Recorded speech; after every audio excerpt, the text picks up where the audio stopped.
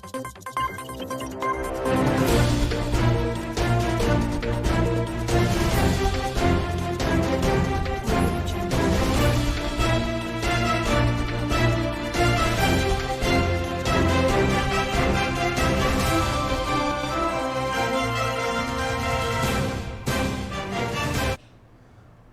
99 news के Bihar Jharkhand bulletin में आपका स्वागत है। मैं हूं आपके साथ सोमनाथ तिवारी।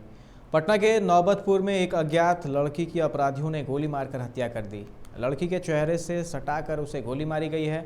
करीब 23 साल की इस लड़की की शिनाख्त नहीं हो पाई है। पुलिस का अनुमान है कि कोई परिचित उसे यहाँ लाया होगा और उसकी हत्या की होगी।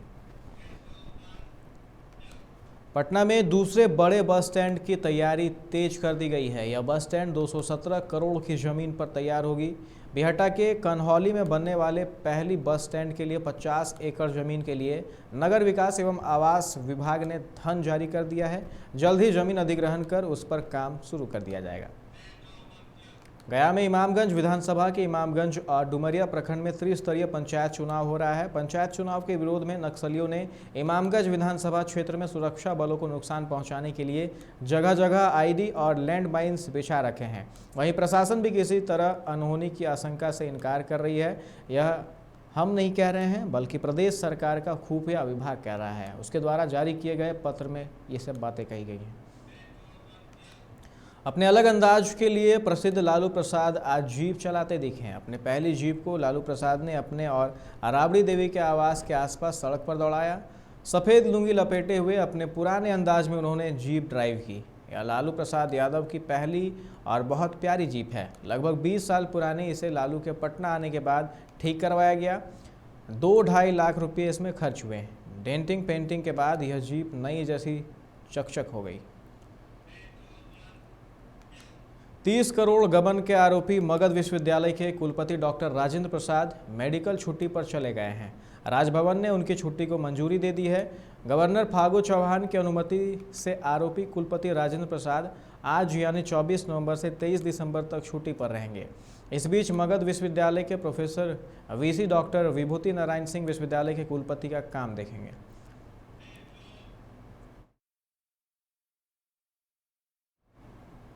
बिहार के 36 जिलों के 55 प्रखंडों में आज सुबह 7 बजे से 8वें चरण के लिए मतदान जारी है।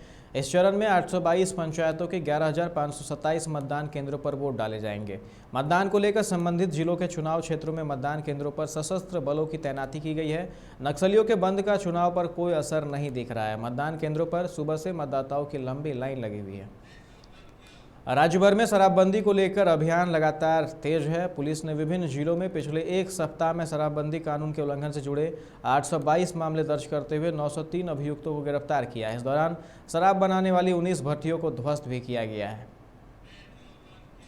सूबे के सभी गांवों में सीसीटीवी कैमरे लगाने को लेकर पंचायती राज विभाग ने कार्य योजना बनाई है। ग्राम पंचायती की वार्ड प्रबंधन एवं क्रियान्वयन समितियों की अनुशंसा के आधार पर गांवों में सीसीटीवी कैमरे लगाए जाएंगे।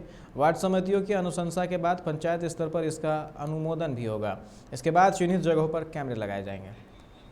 स्वास्थ्य विभाग के माध्यम से राज्य के 41,078 HIV संक्रमितों को प्रतिमाह 1,500 रुपये की आर्थिक सहायता भरण पोषण को लेकर दी जा रही है। राज्य सरकार द्वारा बिहार शताब्दी एड्स पीड़ित कल्याण योजना चलाई जा रही है। इस योजना के तहत एड्स रोगियों को भरण पोषण के लिए सरकार द्वारा प्रतिमाह 1,500 रुपये दिए जाते हैं।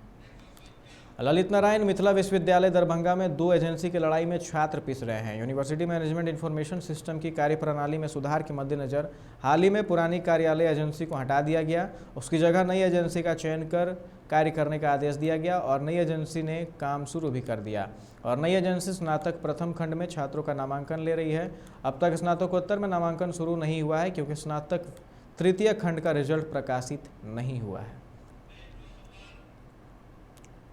बोकारो के सेक्टर 12 थाना क्षेत्र के भारत एकता कोऑपरेटिव के समीप जंगल से महिला का कटा सिर बरामद किया गया है। अब पुलिस धड़ की खोज करने में जुट गई है। इस घटना से पूरे क्षेत्र में सनसनी फैली हुई है। प्रशांत बोस और उनकी पत्नी की रिहाई को लेकर 4 राज्य को 23 से 25 नवंबर तक नक्सली बंदी का आह्वान किया गया है।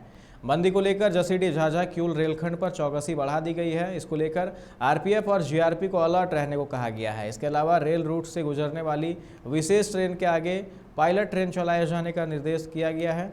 ट्रेनों में एस्कॉर्ट पार्टी की संख्या बढ़ाई गई है। फिलीपींस की राजधानी मनीला के ताइताई इलाके में एक सिख व्यापारी जोगिंदर सिंह उर्फ जोजो की गोली मारकर हत्या कर दी गई। उस पर मानगो के तरनजीत सिंह की हत्या का आरोप था। हत्या के समय व्यापारी जोजो टाइल्स खरीदने गया था और गाड़ी पार्क कर रहा था। धनबाद के महिलाओं का समूह इनर व्हील क्लब के बैनर तले एसएसएलएनटी महिला कॉलेज के सामने छात्राओं और उनके अभिभावकों के लिए एक शेड का निर्माण कराया, जिसका उद्घाटन बुधवार को धनबाद सांसद पीएन सिंह ने किया। मौके पर क्लब के अध्यक्ष निशी सिंह ने बताया कि महिला कॉलेज के सामने छात्राओं व अभिभावकों के ठहरने के लिए कोई शेड नहीं था, जिससे लोगों को परेशानी होती थी। इनर व्हील ने छात्राओं और उनके अभिभावकों की परेशानी को देखते हुए शेड का निर्माण कराया, ताकि छात्राएं कॉलेज के बाहर खुले में खड़े रहने के बजाय शेड में रुक सकती हैं और धूप बारिश से बच सकती हैं।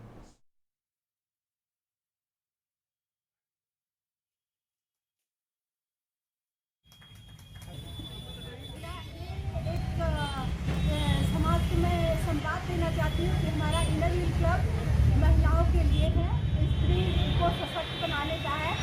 आज हम लोग सारी स्त्रियाँ क्लब की सारी मेंबर्स मिलकर इतना बड़ा काम किए, एक शेड बना दिए कॉलेज के बगल में। कॉलेज के बगल में क्या लड़कियों को कोई वैसा व्यवस्था नहीं था, वो लोग धूप में भी आके खड़ी रहती थी, उनकी गार्जियन चाहे वो सब धूप में खड़ी रहे। आज उनके लिए इनर व्हील क्लब ने अच्छा कार्य कर दिया और समाज के लिए संवाद दे रहा है कि ऐसे ऐसे कार्य करें। और धन्यवाद, मैं आप लोग सबों का तहे दिल से स्वागत करती हूँ, अपने मेंबर का भी तहे दिल से स्वागत करती हूँ। बहुत अच्छा कार्य यहाँ पर जर्जर स्थिति में नगर निगम का जब बस पड़ाव या चार्जर की आगे बढ़ा सटा आवाज उसके लिए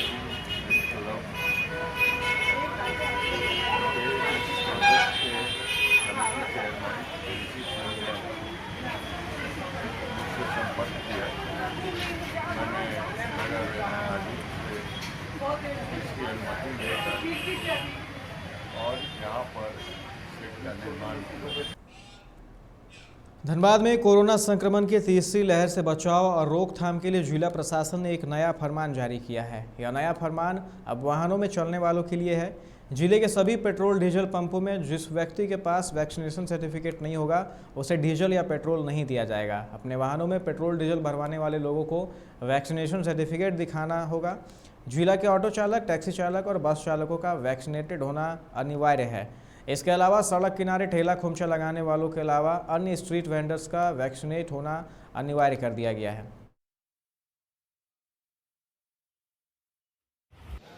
जिला प्रशासन के द्वारा माननीय उपायुक्त सर के माध्यम से जितने भी धनबाद जिला अंतर्गत दुकानदार हैं, फुटपाथ दुकानदार, petrol pump, auto driver, bus driver, truck driver, इन सभी को निर्देश दिया गया है कि अपना जिनका भी फर्स्ट डोज हो चुका है वो अपना सेकेंड डोज ले ले, और जिनका एक भी डोज नहीं लिया गया है उनको अपना डोज करा लेना, पहला डोज करा लेना। उसी क्रम में आज धनबाद हटिया में बहुत से ऐसे व्यवसायी भाई हैं हमारे जो अपने दुकान धंधा करते हैं लेकिन वैक्सीनेशन कैंप पे जाकर ले नहीं पा रहे थे, तो इनके लिए हम लोगों ने आज हीरापुर हटिया में वैक्सीनेशन साइट बना दिया है ताकि ये लोग अपना वैक्सीनेशन भी करा सके और अपना व्यवसाय भी कर सकें। ये प्रशासन ने और स्वास्थ्य विभाग ने ये सोचा है कि जो हमारा वैक्सीनेशन की दर जो अभी चल रही है, हमारा धनबाद का फर्स्ट डोज 63% और सेकेंड डोज 26 या 27% के आसपास में, तो बहुत बड़ा गैप है। ज़्यादा से ज़्यादा लोगों को वैक्सीनेट कराना हमारा उद्देश्य है। और पेट्रोल पंप वगैरह जो जगह है वो एक सार्वजनिक प्लेस है जहाँ अन्य लोगों का भी आना जाना बना रहता है। अगर वैक्सीनेटेड पर्सन वहाँ पहुँचते हैं तो कोविड का थर्ड वेव के लिए भी जो हम लोग तैयारी कर रहे हैं, ज़्यादा से ज़्यादा मैंने लोगों को वैक्सीनेट कराए ताकि कोविड का प्रसार रोका जा सके बीमारी का। तो ये भी कारण है जो प्रशासन ने ये तय किया, क्योंकि व्हीकल यूज करने वालों की संख्या भी अच्छी खासी है, तो इसलिए पेट्रोल पंप पर ये बंदिश लगाया। अगर सरकार और भी इसी तरह का कोई बंदिश कर दे, बाइक में जाने वाले के लिए भी वैक्सीनेशन का दोनों डोज चाहिए, तो इस तरह तमाम बंदिशें लगेंगी तो धीरे धीरे लोग जो है अपना दोनों डोज लेने के लिए भी तत्पर हो गए। ऐसा भी देखा जा रहा है कि लोगों ने फर्स्ट डोज ले लिया, 84 दिन बीत गया है और उसके बाद भी सेकंड डोज के लिए लोग नहीं आ रहे हैं। अब ये हम लोगों ने एक कॉल सेंटर बनाया अपने यहाँ, लगभग 7-8 आदमियों को रख के, और जो लिस्ट निकाला जिनका 84 दिन से ज़्यादा था, लगभग 6000 वैसे अनुमानित लोग थे, उनसे संपर्क करने का, जिसमें 3664 लोगों को हमने टेलीफोनिक संपर्क किया। 22% ऐसे लोग निकले जिनका था कि उन्होंने सेकंड डोज कहीं ना कहीं ले लिया था, लेकिन बाकी लोग से या तो संपर्क नहीं हुआ है या बाकी लोग बोल रहे हैं आपको याद नहीं है। देखिए, कोरोना आपदा के टाइम पे केंद्र सरकार राज्य सरकार के सामूहिक कार्यक्रम में वैक्सीनेशन का प्रोग्राम चल रहा है, जिसमें हम देखेंगे धनबाद प्रॉपर में 60% फर्स्ट डोज ले चुके हैं और सेकंड डोज में अराउंड 30% लोगों ने ले चुके हैं। तो समय का एक बहुत बड़ा गैप बाकी बचा हुआ है, जिन्होंने अभी पहला डोज भी ले लिया है और सेकंड डोज में काफ़ी गैप। तो उसको देखते हुए और साथ ही साथ जो हम लोग का कैंप साइट होता है, वैक्सीनेशन साइट होता है, वहाँ पे देखेंगे कि 1 महीने पहले जहाँ तक जितने वैक्सीनेशन उपलब्ध होते हैं उससे ज़्यादा लोग रहते थे और हम किसी कारण से वैक्सीनेट नहीं कर पाते थे क्योंकि वैक्सीनेशन की संख्या कम थी। देखिए, अमूमन पिछले 1 महीने आप देखेंगे कि हमारे पास वैक्सीनेशन की कोई कमी नहीं है, परंतु जो टर्न आउट हो रहा है लोगों का वैक्सीनेशन की, वो संख्या कम हो रही है। और जबकि हम डाटा वाइज देखेंगे तो 40% आबादी स्टिल हमारी फर्स्ट डोज नहीं ले पाई। तो उक्त के आलोक में जिला स्तरीय समिति ने डिसाइड किया था कि इस संख्या को बढ़ाने के लिए अगर कुछ हम लोग फोर्सफुल इन्फोर्समेंट का कार्य करेंगे, जैसे सब्जी मंडी, पेट्रोल पंप, जो हमारे टैक्सी चालक हैं या ऑटो चलाते हैं, बसेस, इनको अगर हम टारगेट करते हैं तो सवाई का हमारा ओवरऑल परसेंटेज भी बढ़ जाएगा और किसी तरह हम कोरोना के फैलाव को भी रोक सकेंगे। तो इसी मत में जिला स्तरीय समिति ने डिसाइड किया था। मकसद हमारा एक ही था कि संख्या बढ़ जाए। हमारा मकसद ये नहीं कि किसी का कार्य बाधित हो या आवागमन में किसी को दिक्कत। राज्य के शिक्षा मंत्री जगन्नाथ महतो समेत 5 लोगों के खिलाफ अदालत में दाखिल मुकदमे में वादी डेगलाल राम अदालत नहीं पहुंचे। वादी की ओर से उनके अधिवक्ता ने न्यायालय में समय का आवेदन देते हुए कहा कि कतिपय कारणों से वादी अदालत के समक्ष उपस्थित नहीं हो पाए। उन्होंने अदालत से समय की मांग की और अपने अधिवक्ता के माध्यम से कोर्ट में आवेदन देकर शिक्षा मंत्री जगन्नाथ महतो से जान माल की रक्षा करने की गुहार लगाई है।